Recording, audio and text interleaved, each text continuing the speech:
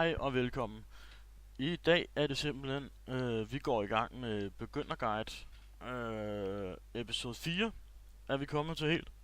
Og i dag skal vi snakke lidt om Draenors. Altså helt basalt kun Draenors. Vi går ikke i detaljer med alle de classes, de rent faktisk kan få på nuværende tidspunkt. Men dem går vi i dybden med senere. Når vi også har været igennem både alle hordene, som man også får uddybet, hvad de egentlig har af benefits til at starte med. Men Draenors, de starter på Azumarisk Isle, så det må også bare være en Azumarisk Mist ø eller en art. Deres hovedcity er Exodore. De kan få en elk som et racial mount, altså det vil sige det første mount, som de ligesom kan få, er sådan ligesom en forvokset, skal man sige, en lille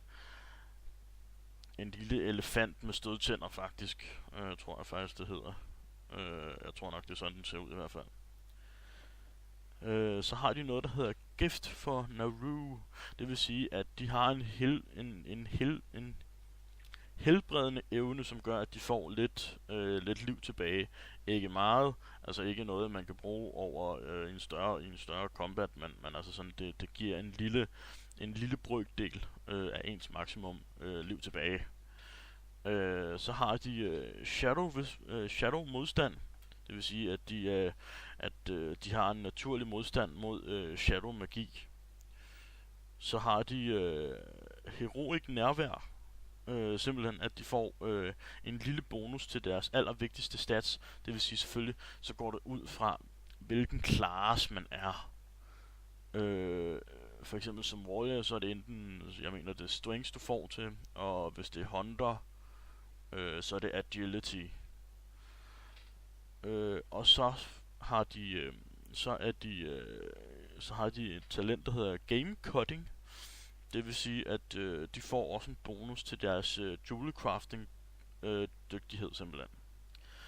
De classes de kan få, det er så noget som warriors, paladiner, hunter, priest, shaman, mage, munk og DK. Men det var faktisk alt for lige den her lille guide her. Jeg håber I bliver lidt klogere på hvad Draenors bare i basal tilstand har. Og i næste episode 5, der vil vi simpelthen så snakke om Walken. Men have fortsat en dejlig dag. Det her det er Christoffer der takker ud. Hej.